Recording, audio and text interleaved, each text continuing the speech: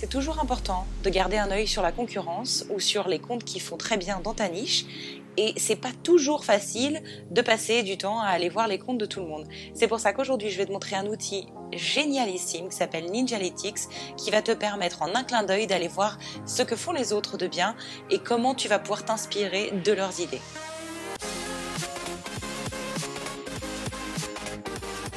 Salut à tous, bienvenue sur la chaîne Sacrebleu Marketing, je m'appelle Sonia et aujourd'hui nous allons voir ensemble un outil qui s'appelle Ninjalytics. Pourquoi est-ce que je vous parle de cet outil? Parce qu'il est super important aujourd'hui, non seulement de créer du contenu intéressant, de faire les choses bien sur ton compte, mais aussi d'aller voir ce que font les autres. Une des choses que j'aime beaucoup avec les réseaux sociaux, c'est qu'on a la possibilité de voir des stats dans tous les sens. On peut voir le taux d'engagement, on peut voir le nombre de likes, de comments, on peut voir ce qui a bien marché, quels sont les hashtags. Il y a des applis un peu pour tout et n'importe quoi. D'ailleurs, il y a tellement d'applis qu'on ne sait plus laquelle choisir. Alors, ce qui est génial principalement avec Instagram, c'est qu'on a vraiment le détail post par post de tout ce qu'on a la possibilité de voir à titre personnel. Aujourd'hui, ce que je voudrais vous montrer, c'est comment aller sur un autre compte et regarder les stats de ce compte. Parce que on peut voir nos stats, mais comment est-ce que vous faites pour aller voir ce que les autres font de bien ? Ça peut être notamment intéressant lorsque vous êtes en train de travailler sur une collaboration, si vous voulez voir si le compte avec lequel vous allez mettre en place un partenariat est un compte dynamique, est-ce que c'est un compte qui a gagné des followers, est-ce que c'est un compte qui a beaucoup d'engagement, et on n'a pas toujours la possibilité de voir ces données-là. C'est pour ça qu'aujourd'hui, je voudrais vous montrer cet outil qui s'appelle Ninjalytics, qui est vraiment lifesaver pour moi. C'est vraiment un outil que j'utilise régulièrement pour aller voir ce que les autres font de bien. Ninjalytics, c'est cette application-ci, donc qui ressemble à un petit ninja, facile à retenir. Et ce que l'on va trouver dans Ninjalytics, ce sont des statistiques. On va retrouver donc les statistiques de base, le nombre de likes, le nombre de followers. On va retrouver le nombre de posts que la personne a fait. Vous allez me dire, jusque-là, on peut le voir sur Instagram. Maintenant, l'application va également vous donner le taux d'engagement du compte avec lequel vous voulez soit collaborer, soit que vous voulez surveiller. Ça va également vous donner le nombre d'évolutions de followers. Donc, est-ce que le compte gagne des followers ou perd des followers? Ça, c'est super intéressant également si vous êtes sur le point de faire une collaboration. Ça va également vous dire quels sont les posts sur lesquels ce compte a eu le plus de likes et de commentaires. Ça, notamment, ça va vous donner des idées pour faire aussi, vous inspirer de ce type de posts. Vous allez aussi voir quels sont les posts qui ont permis à ce compte de gagner des followers ou parfois même d'en perdre pour éviter de faire la même chose. Et à la fin, vous allez voir également quels sont les hashtags que ce compte utilise. Pour l'exercice, je vous propose de prendre un compte hyper connu qui est celui de Dane Walker. Si vous ne connaissez pas Dane Walker, c'est le digne héritier de Chris Do, que j'adore, qui sont les inventeurs, entre guillemets, du carrousel éducatif. Donc le carrousel qui vous donne la possibilité d'apprendre quelque chose au travers de 10 slides. J'en ai déjà parlé dans ma dernière vidéo, mais moi les carousels, je suis fan. Donc comment est-ce que ça marche? Vous ouvrez Ninjalytics. Donc ici, j'utilise mon iPad, mais Ninjalytics est disponible également sur le téléphone portable. Donc vous ouvrez Ninjalytics et vous tapez le nom du compte que vous voulez suivre. Alors c'est important de taper le nom exactement tel qu'il est. Ninjalytics ne va pas être capable d'aller chercher, de vous faire des propositions. Donc s'il y a des underscores, des points, tout ce que vous voulez, c'est important de le taper tel qu'il est. D'ailleurs, c'est pour ça qu'il est important d'avoir des comptes assez simples. Donc on va taper Dane Walker. Entrée. La Ninjalytics est en train de récupérer les données. Et qu'est-ce qu'on trouve sur la première page? On retrouve le nom de la personne, son logo, on retrouve sa fonction, donc il est Brand Strategist. Une première donnée qui est intéressante, Ninjalytics nous dit cette personne ne fait pas de follow-unfollow. Et cette technique de follow-unfollow, c'est une technique qui consiste à aller sur des comptes, les suivre, et puis attendre que ces comptes s'abonnent à votre page pour arrêter de les suivre. Donc ça, c'est super important parce que si vous êtes sur le point de faire une collaboration avec un compte qui vous dit « ouais, j'ai 3000 followers » et qu'en fait, vous vous rendez compte que ces 3000 followers sont dus à une activité de follow-unfollow, ça veut dire que c'est peut-être pas nécessairement des followers qui sont vraiment fans ou addicts. Enfin voilà, la personne n'a peut-être pas constituer une tribu, a tribe. Donc vous allez, enfin voilà, ce sont des comptes à éviter. Donc ici, c'est la première chose qu'on vous dit, Dane Walker ne fait pas de follow unfollow. On voit qu'il a fait 377 posts, on voit qu'il a 175 000 followers et qu'il suit lui-même 376 personnes. On vous dit également qu'en moyenne, chaque post récolte 5700 likes. Ça, c'est super intéressant. Par exemple, si vous allez faire une collaboration avec une maquilleuse ou une photographe ou un vendeur de voitures, ce que vous voulez, c'est important de savoir combien de likes en moyenne ce compte a par post. Et vous avez juste à côté le nombre de commentaires. Donc 256 commentaires, c'est bien. Vous avez également l'engagement. Donc ER, c'est pour Engagement Rate, et donc c'est le taux d'engagement. Il faut savoir que le taux d'engagement, c'est une donnée que l'on surveille beaucoup sur Instagram et sur les réseaux sociaux en général. Et il y a plusieurs façons de le calculer. La façon la plus connue, c'est nombre de likes plus nombre de commentaires divisé par le nombre de posts fois 100. Alors c'est un peu prise de tête et c'est pour ça que c'est quand même vachement plus facile d'avoir un outil qui le calcule pour vous. Et ici, on vous dit que son taux d'engagement est de 3,4%. Après, ce qu'il faut savoir, c'est ce que ça veut dire que le taux d'engagement. Donc, si vous regardez, j'ai cliqué ici sur le petit i, qui est là sur le côté. Et ça vous dit que, voilà, si vous avez moins de 1000 followers, un taux d'engagement correct, c'est un taux d'engagement de minimum 8%. Après, entre 1000 et 5000 followers, le taux d'engagement est de 5, si vous êtes au-delà de 5,7%, c'est top. Entre 5 000 et 10 000, 4%. Entre 10 000 et 100 000, 2,4%. Donc vous avez bien compris que plus votre nombre de followers augmente, plus il est difficile d'avoir un taux d'engagement élevé. Donc aujourd'hui, pour un compte qui a 174 000 followers, avoir un taux d'engagement de 3,4%, c'est top. Maintenant, si vous avez 100 followers, avoir 20% de taux d'engagement, c'est pas difficile à obtenir, j'ai envie de vous dire. Donc ça va vraiment dépendre du nombre de followers que vous avez. Si on continue, ce qu'on voit ici, c'est Profile Growth. Alors, Ninjalytics est en anglais, donc vous n'aurez pas la possibilité de le voir en français, mais Profile Growth, c'est l'augmentation du nombre de followers. Donc ici, ce qu'on voit, c'est qu'on a la possibilité de filtrer sur un mois, mais aussi sur 3 mois, 6 mois et 1 an.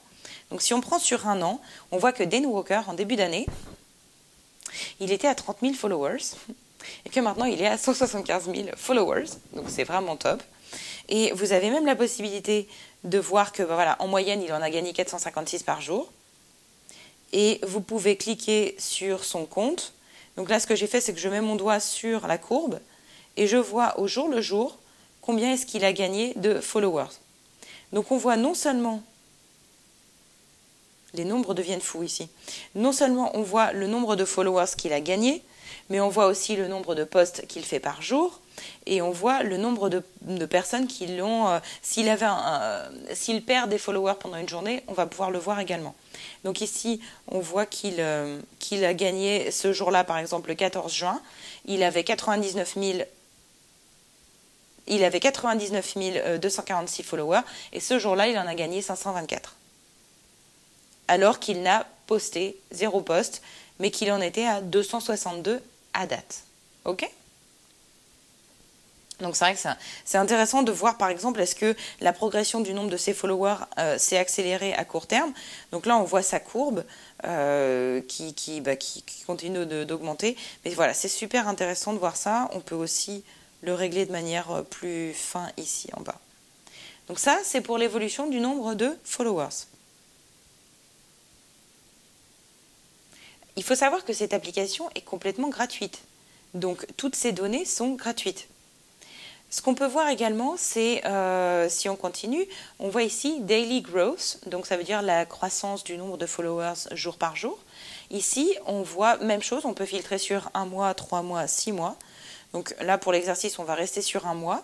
Et on voit le nombre de comptes que lui a suivis. Donc là, par exemple, il a eu un pic le 11 décembre. Alors, c'est une application américaine, donc il faut lire ça à l'envers. 12 novembre, enfin, décembre, 11, 20. Il a suivi 13 personnes ce jour-là. Le Ah bah non, c'est écrit en français, pardon. 4 décembre, il en a suivi 3. Donc on voit lui combien il a suivi de personnes. Mais ce qui est surtout intéressant de voir, c'est combien de personnes se sont mis à le suivre jour par jour. Pourquoi est-ce que c'est intéressant de savoir combien de personnes l'ont suivi sur un nombre spécifique? Parce que si on descend, vous voyez là on a un pic le 26 novembre, 1075 followers en plus. Pourquoi? On descend, on va revenir sur ça, sur ces statistiques. On va avoir le détail ici de ces posts jour par jour et du nombre de likes et de comments. Donc moi ce que je vous invite à faire, c'est quand vous avez un post comme ça où vous vous dites ok, donc Dane Walker le 26 novembre il a gagné 1075 followers. Qu'est-ce qu'il a bien pu poster ce jour-là qui a fait que autant de gens se sont mis à le suivre?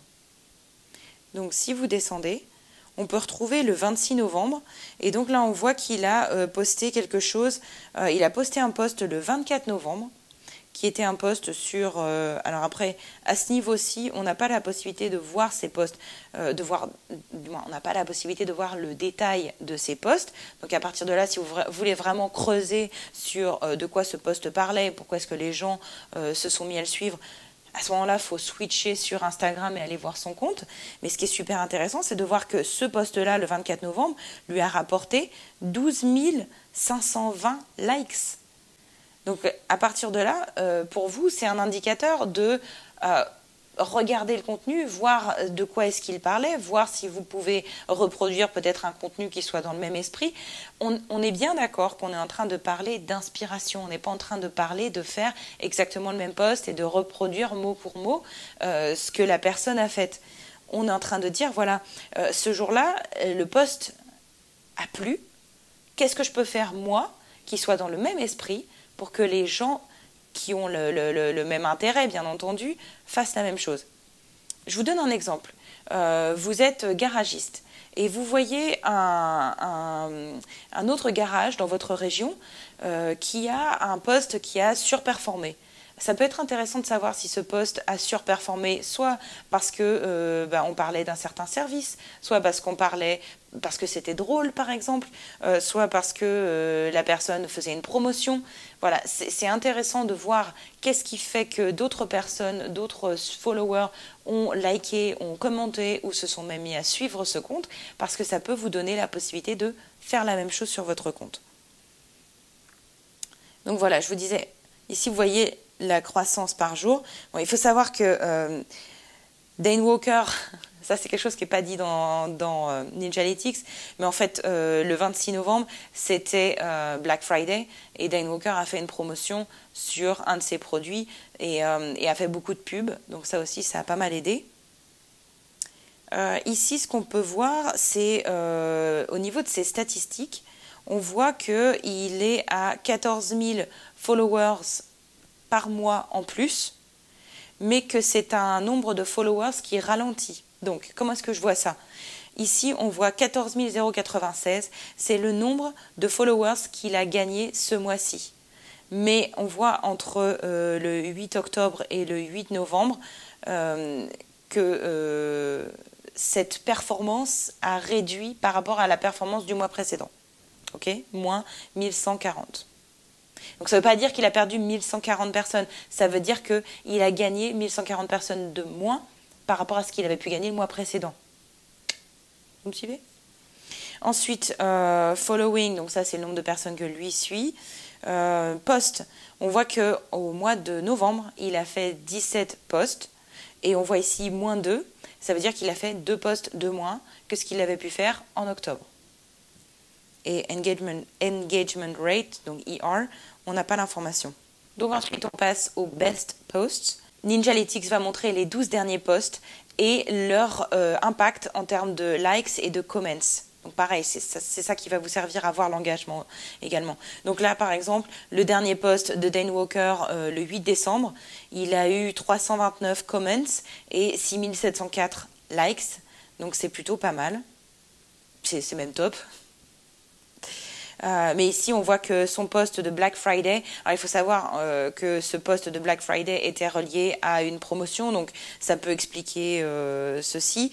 Mais voilà, c'est intéressant de voir quels sont les posts qui performent. Pour vous donner une idée, c'est en utilisant Ninjalytics que j'ai vu que une des personnes que j'admire beaucoup, qui fait également de l'information sur les réseaux sociaux, une des coachs avait eu des résultats absolument dingues juste en postant des gifs animés, donc ces petits gifs animés là qui sont drôles, et je me suis dit ok, les carousels on va peut-être freiner, ça me prend beaucoup de temps, et c'est comme ça que j'ai commencé à ajouter des gifs animés, des images, c'est comme ça que j'ai commencé à diversifier en fait mon contenu pour voir ce qui fonctionne pas. Mais voilà, ça m'a donné des idées. Je suis pas allée pomper ce qu'elle faisait, mais je me suis dit, ok, si pour elle ça marche, et si les gens réagissent et engagent et commentent sur un gif animé, plus que sur un post où j'aurais passé 2 heures à faire un carrousel, peut-être que moi aussi je peux tester ce genre de format. Ok ? Et la dernière chose qui est super utile, c'est de regarder quels sont les hashtags que cette personne a utilisés. Je sais que les hashtags, c'est un peu la bête noire de pas mal de monde, et notamment ici, voir quels sont les hashtags que Dane Walker a utilisés, ça peut être super utile. Maintenant, faites attention avec les hashtags. Dane Walker, c'est un gros compte. Il a 170 000 followers. Il ne peut pas, du moins, je ne peux pas utiliser les mêmes hashtags que Dane Walker. Pourquoi ? Parce que Dane Walker va utiliser des hashtags qui ont plus d'1 million de vues, 1 million d'utilisations. Moi, si j'utilise ce genre de hashtag, je vais être un petit poisson dans un océan. Lui, s'il utilise ce genre de hashtag, comme il a un taux d'engagement et qu'il a une notoriété plus importante, les hashtags vont le ranker plus haut que moi. Donc c'est super important d'utiliser des hashtags, non seulement en fonction de leur taille, mais aussi en fonction de leur taille par rapport à votre taille. Ok ? Donc on n'est pas là pour parler des hashtags aujourd'hui, mais simplement sachez que sur Ninjalytics, vous allez avoir la possibilité de voir quels sont les hashtags que la personne que vous benchmarkez utilise. Et notamment, il y a un bouton ici qui est Copy Hashtag, qui va vous permettre de les copier et de les poster, soit directement dans votre compte, soit de les mettre sur un bloc-notes et d'y revenir un peu plus tard. Mais voilà, ça va vous donner des idées. Enfin, la dernière partie, ce sont les 12 derniers posts que la personne a postés. Alors, la petite différence entre ici, les 12 derniers posts, et un peu plus haut, les best posts, c'est que ici, dans le Best Post, vous allez avoir les 12 derniers posts qui ont le mieux performé, alors que ici, vous avez les 12 derniers posts. Point barre. C'est-à-dire qu'il n'est pas nécessairement dit que les 12 derniers posts soient les posts qui aient le mieux performé. C'est clair ? Voilà. J'espère que vous avez bien compris comment utiliser cet outil parce qu'il est vraiment magique. Non seulement vous allez pouvoir surveiller vos données, parce que c'est toujours intéressant d'aller voir aussi de manière aussi visuelle votre évolution de followers. Bon, ça c'est vraiment des vanity metrics, mais d'aller voir quels sont les posts qui ont le mieux performé. Moi, c'est comme ça que je me suis un peu remise en cause sur ce que je postais. Mais c'est surtout intéressant d'aller voir ce que les autres font. Ce que je vous recommande, c'est de prendre 5 comptes qui sont dans votre niche. Donc, si vous êtes dans l'onglerie, par exemple, allez voir 5 autres comptes qui sont dans l'onglerie qui performent bien. Donc, n'allez pas voir des comptes qui sont au même niveau que vous, mais si vous êtes à 500 followers, allez voir un compte qui en a 20 000. Et regardez dans Ninjalytics quels sont les derniers posts, quels sont ceux qui ont performé, qu'est-ce qui a fait que ce compte a pu exploser ou que ce compte ralentit. Ça peut aussi vous donner une idée sur ce que le marché veut et ce que vous allez pouvoir vous développer. Et également, comme je le disais tout au long de la vidéo, si vous êtes sur le point de faire une collaboration avec quelqu'un, ça peut être super intéressant de regarder son taux d'engagement, de regarder l'évolution de son nombre de followers. Il faut savoir que j'ai découvert comme ça des comptes qui avaient jusqu'à 20 000 followers et je me disais, ouais, c'est top. Et en fait, je me suis rendu compte qu'auparavant, ils en avaient 40 000 et que c'est un compte en phase descendante. Alors, je ne suis pas en train de cracher, hein, c'est déjà super d'avoir un compte à 20 000, mais peut-être que ça veut dire que ce compte a été racheté parce que ça existe des comptes qui sont rachetés. Ça veut dire un compte qu'une personne a monté à 40 000, ensuite l'a revendu à quelqu'un d'autre. Et si cette personne a soit changé de niche, soit changé de sujet, il est possible que d'un seul coup, le nombre de followers descende. Auquel cas, c'est peut-être pas un compte avec lequel vous avez envie de faire une collaboration. Donc vraiment, Ninjalytics, c'est un outil génial, c'est gratuit. Je vous invite à jouer avec, à aller surveiller tout le monde. Rentrez mon compte dedans, allez regarder quelles sont mes stats, regardez les comptes de la concurrence ou bien des personnes qui vous inspirent et servez-vous-en pour progresser, pour évoluer et pour être meilleur. Si vous avez des commentaires, n'hésitez pas à les mettre en dessous. Si vous avez aimé cette vidéo et que vous avez envie de le partager avec des amis, n'hésitez pas parce que vraiment Ninjalytics c'est super pratique. La prochaine fois, je vous expliquerai comment se servir du taux d'engagement et comment améliorer votre taux d'engagement. En attendant, je vous souhaite une bonne soirée. À plus. Bye.